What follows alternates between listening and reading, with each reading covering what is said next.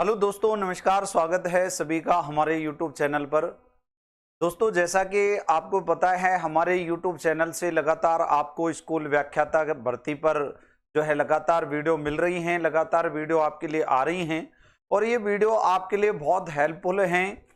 इस प्रकार की वीडियो आप देख रहे हैं, उसी तरीके से अन्य भर्तियों पर भी जो है यहाँ से वीडियो आ रही हैं, वो भी आप लोग जो है देख सकते हो अगर आपसे संबंधित हैं, आपके काम की है तो। स्कूल व्याख्याता भर्ती अभी बहुत महत्वपूर्ण डिस्कशन की ये वीडियो है। वीडियो को अंत तक आप जरूर देखें। अगर वीडियो अच्छी लगती है तो इसको लाइक करें, चैनल को जरूर सब्सक्राइब करें। दोस्तों, सबसे पहली बात तो अगर मान लो स्कूल व्याख्याता भर्ती का पहली बार जो विद्यार्थी फॉर्म भरेंगे, पहली बार जो विद्यार्थी जुड़ेंगे, और अभी भर्ती तो आई नहीं है पर भर्ती 2026 के मध्य तक या अंत तक जरूर निश्चित तौर पर आपको देखने को मिलेगी। तो जो विद्यार्थी पहले से ही पहली बार तैयारी कर रहे हैं, उन विद्यार्थियों के मन में एक बड़ा गजब का प्रश्न रहता है। प्रश्न ये रहता है कि सर शुरुआत कहां से करें, फर्स्ट ग्रेड की शुरुआत कहां से करें। तो दोस्तों, सबसे पहले तो मैं आपको बता देता हूं, नए विद्यार्थियों को खास तौर पर सबसे पहले तो अपने सिलेबस को निकालें। सिलेबस को निकाले भाई। सिलेबस भी दो निकालना आपको पड़ेगा। एक तो फर्स्ट पेपर का सिलेबस निकालना है आपको, और एक सेकंड पेपर का। सेकंड पेपर आपका संबंधित सब्जेक्ट का होता है। फर्स्ट पेपर में मैथ, रीजनिंग, साइंस सब सब्जेक्ट मुश्किल, ये कह दो कि एक आध छोड़ के सारे सब्जेक्ट ही आते हैं, जो बहुत मुश्किल, बहुत कठिन, बहुत डिफिकल्ट पेपर होता है। और इसमें हिंदी भी, अंग्रेजी भी, राजस्थान ज्योग्राफी, राजस्थान हिस्ट्री, कला संस्कृति, ठीक है, और अब तो साइकोलॉजी भी। तो देखो, फर्स्ट पेपर आप लोग इसका अलग से सिलेबस निकालें। सेकंड पेपर का आपकी कोई भी सब्जेक्ट हो सकती है, ज्योग्राफी हो सकती है, पॉलिटिकल साइंस हो सकती है, इकोनॉमिक्स हो सकती है, कॉमर्स आपके हो सकती है, आपके बायोलॉजी हो सकती है, आपके हिंदी हो सकती है, कोई भी सब्जेक्ट। तो दोस्तों, आप लोग सबसे पहले तो सिलेबस निकालें। सिलेबस को कम से कम आपको 10 बार पढ़ना है, ये ध्यान रखना। सिलेबस को 10 बार पढ़े, कम से कम 10 बार पढ़े। सर क्यों पढ़े 10 बार? ताकि आपको टॉपिकों का पता लग सके। सर, टॉपिकों का आपको पता लग सके कि कौन कौन से टॉपिक अपने सिलेबस में आ रहे हैं। फिर सिलेबस के अनुसार आप कक्षा 11th और 11th और कक्षा 12th की पुस्तकें आप लें और वहां से पढ़ना आप स्टार्ट करें।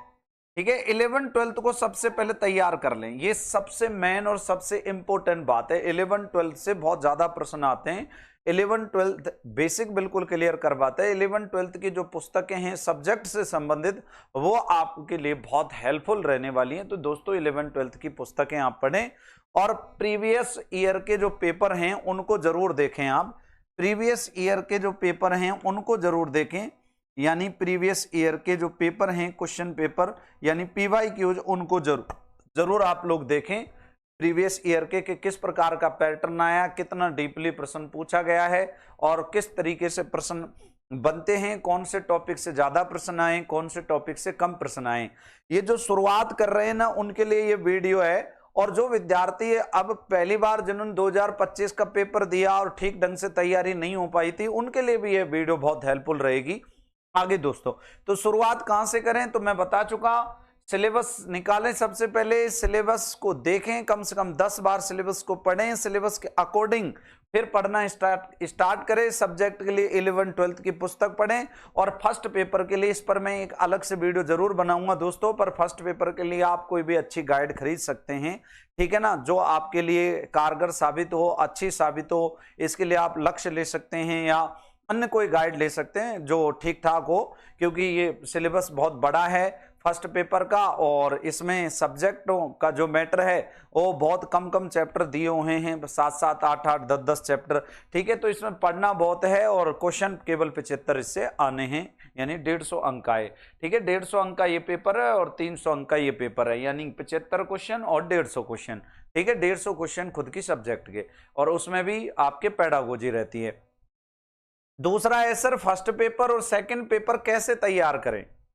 तो दोस्तों, कैसे तैयार करें फर्स्ट पेपर और सेकंड पेपर, इसके लिए अलग से मैं स्पेशल वीडियो बनाऊंगा। यहां पर बेसिक बात बता रहा हूं सर। फर्स्ट पेपर और सेकंड पेपर के लिए आप ये देखें कि ज्यादा डिफिकल्ट पेपर कौन सा है। सेकंड पेपर तो आप लगभग 5 से 7 साल लगातार उस संबंधित सब्जेक्ट को पढ़ करके आए हैं। 11 12th में भी पढ़ी है, बीए में पढ़ी है, बीएड में पढ़ी है, फिर एमए में पढ़ी है आपने। तो सेकंड पेपर के मुकाबले आपको फर्स्ट पेपर पर ज्यादा फोकस करने की आवश्यकता है। मैथ पर आप ज्यादा जो है गौर करिए, भारतीय इतिहास पर ज्यादा गौर करिए। अभी आपने देखा कि मैथ से 10 से 12 क्वेश्चन तक पूछे गए हैं। भारतीय इतिहास से बहुत डिफिकल्ट क्वेश्चन पूछे गए थे, करंट अफेयर से बहुत डिफिकल्ट क्वेश्चन पूछे गए थे। इसलिए तो मैं पीवाईक्यू प्रीवियस ईयर के जो क्वेश्चन पेपर है उनकी सलाह दे रहा हूं। इसलिए तो कह रहा हूं कि उन पेपर से पता चलेगा कि क्वेश्चन किस प्रकार के आपसे पूछे गए हैं।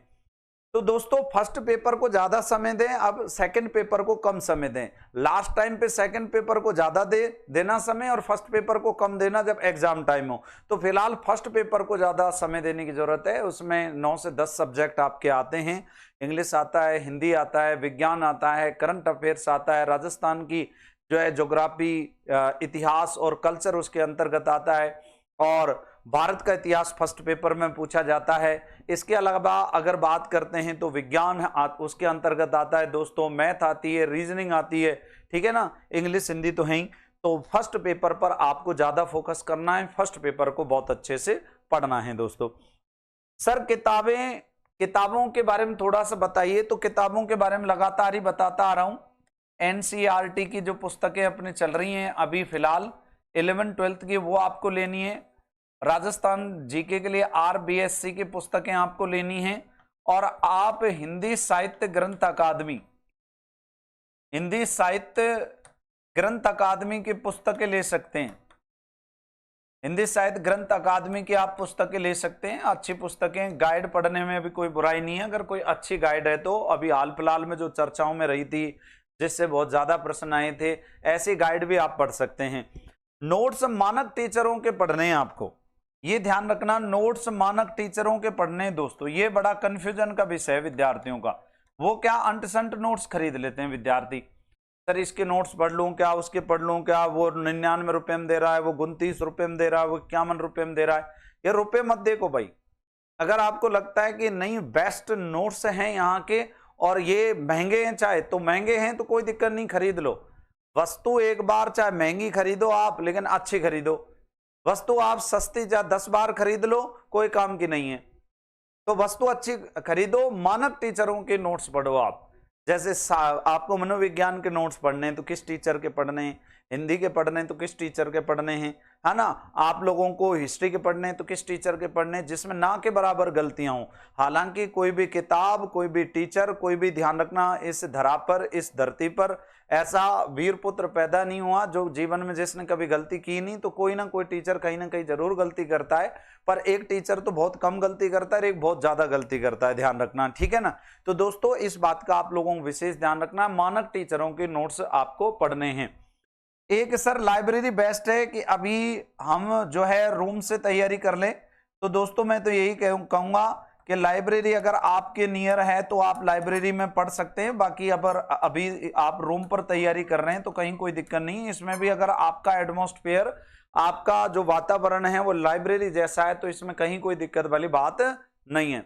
बहुत ही अच्छा माहौल अगर है तो आप रूम में भी स्टडी कर सकते हो। रूम को भी आप बिल्कुल ऐसा अच्छे तरीके से अपने अनुकूल बना सकते हो। उसमें आप लोग जो है कुछ चर्चित व्यक्तियों का फोटो और उनके विचार लिख सकते हो, स्वामी विवेकानंद जी का, गांधी जी का, या फिर अन्य जो है मार्गदर्शकों का आप जो है वहां पर फोटो लगा करके, जिनसे आपको प्रेरणा मिलती रहे, ऊर्जा मिलती रहे, आप लोगों को कुछ करने का विचार आता रहे, तो ऐसे लोगों का आप फोटो और उनके विचारों को लिख सकते हो दोस्तों।